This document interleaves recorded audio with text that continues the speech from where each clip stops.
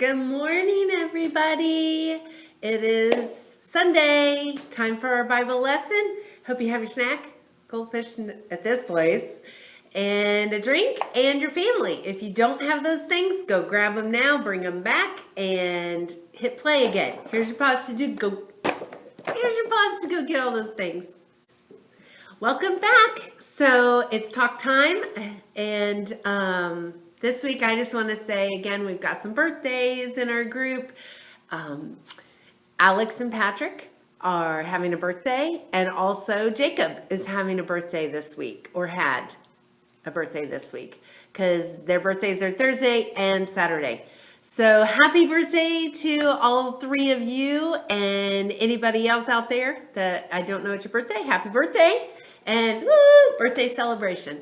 So now I want you to talk to your families and have your snack. And I was thinking today that what you can tell each other is the biggest mess you ever made.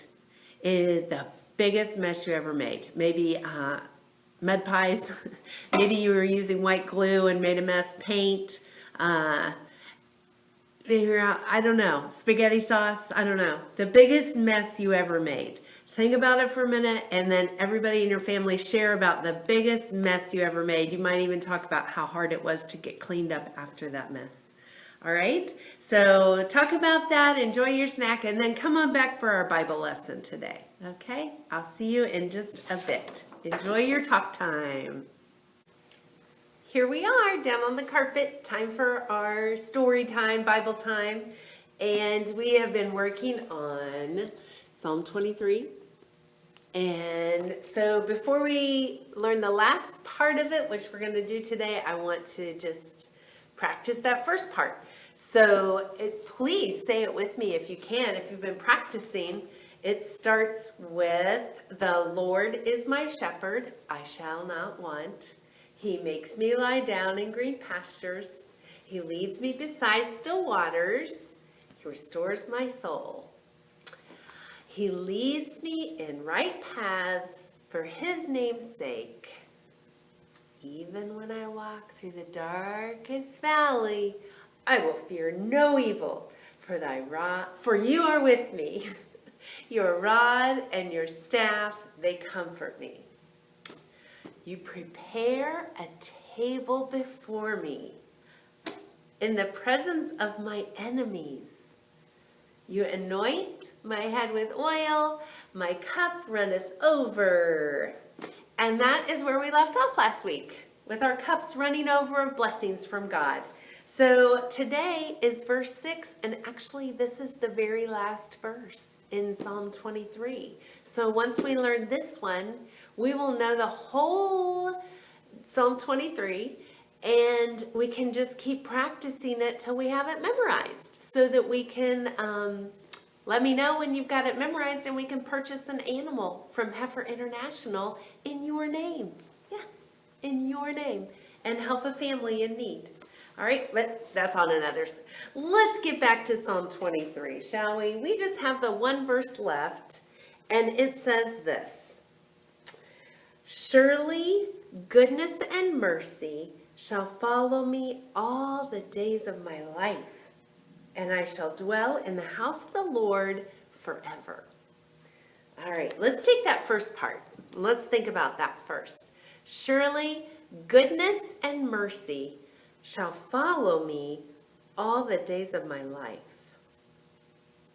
Have you ever had somebody follow you? I'm trying to imagine what it would be like to have goodness and mercy following me all the time. What do you think that would be like? Let's imagine it. Think, think, think. Imagine, imagine, imagine.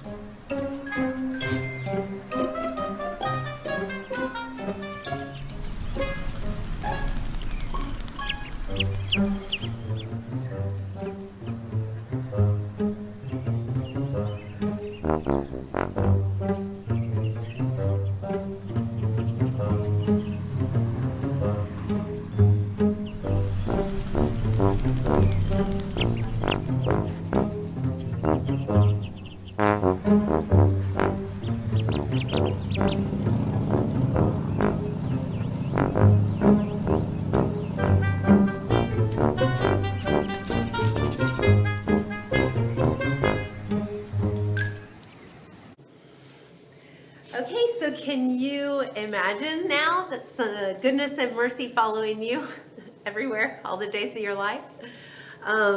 We know what goodness means, and I didn't know if maybe we should talk for a minute about what mercy means.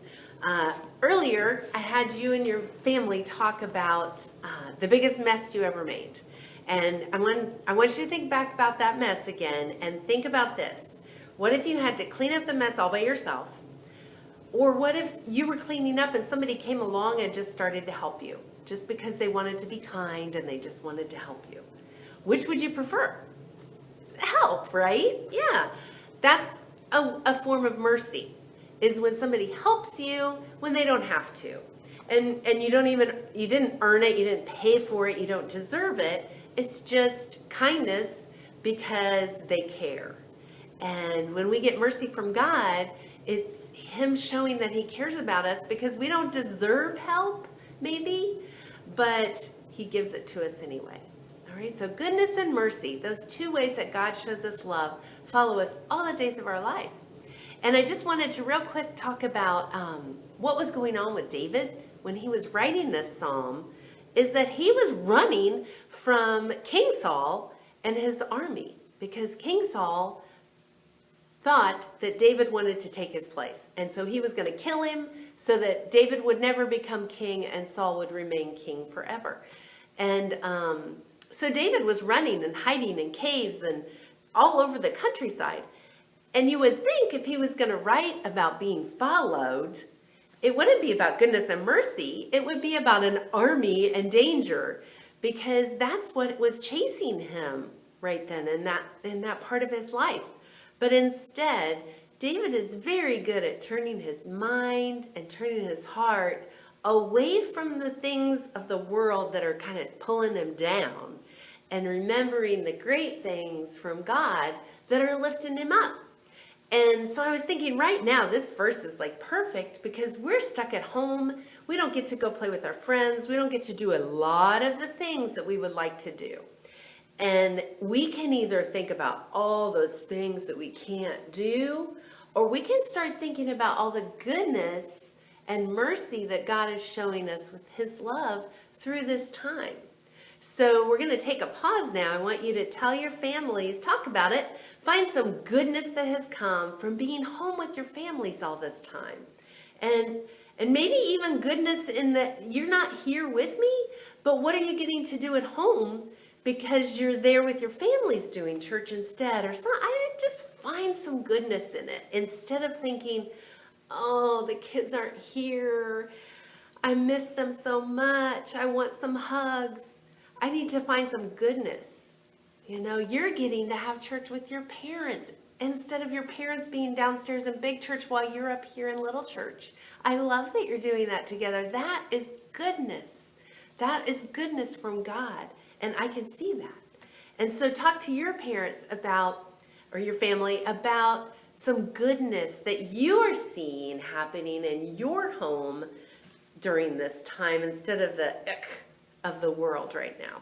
So talk about that. And then before you come back, I want you to grab some sheets and some clothespins or some hair ties, whatever you have. I want you to build a tent, because the next thing we're going to talk about is a house. And so I thought we needed a house. So build yourself a tent. I'm going to get to it here, and I will see you back in a minute in your tent. Hi, what do you think of my tent? Isn't it fabulous? It's big enough for me and everything. I wish I could see your tent. You'll have to snap a picture and send it to me. But anyway, our verse. David finishes up the psalm, this whole psalm that he's been telling us how he feels about God, by saying, and I shall dwell in the house of the Lord forever, my whole life. And dwell, first of all, means live. So David's saying, I will live in God's house for the rest of my life, forever. And does that mean he's going to like get his belongings and move them to a different house? Is there a house that is God's? People think of heaven as God's house, but David wasn't planning on dying. He said forever, starting right now, I'm going to live in God's house. I wonder what he meant. I'm thinking what he meant was he saw the whole world as God's. And if David was living anywhere on the world, in any house or tent or cave, he was in God's house. And he would remember that that's where he was. He would treasure the world as God's house and know that God is with him, whether he's in a tent or whether he was in his palace once he became king, whether he's in our backyard or in our bedroom or in our living room or in the kitchen helping us cook. God is in our house, and we can make that our house become God's house because we remember that God's there with us. So that's what that's what I believe David was saying, was that his plan was that no matter where he was considering it God's house because God was with him and he knew it. All right? So, let's see. We need to take a pause so that I can get back to the table and get ready for our prayer and our worship songs. So, let's see. Why don't you guys talk about how you can help yourselves remember that wherever you are in your own house, how can you remember that it's God's house? Maybe leave your tent up so that it will remind you of this part of the psalm. And every time you see it, you'll think, oh yeah, God's in this house. This is God's house. And we're here with him, and he's here with us. I don't know. Find something. Maybe you make a poster and hang it on your wall that, Miss Martha and God live here. Something like that. All right? So take a pause, and I'll be right back with prayer and some songs. All right, here we are back again for prayer and some worship songs and to head on our way. So let's fold our hands, bow our heads, and have a prayer.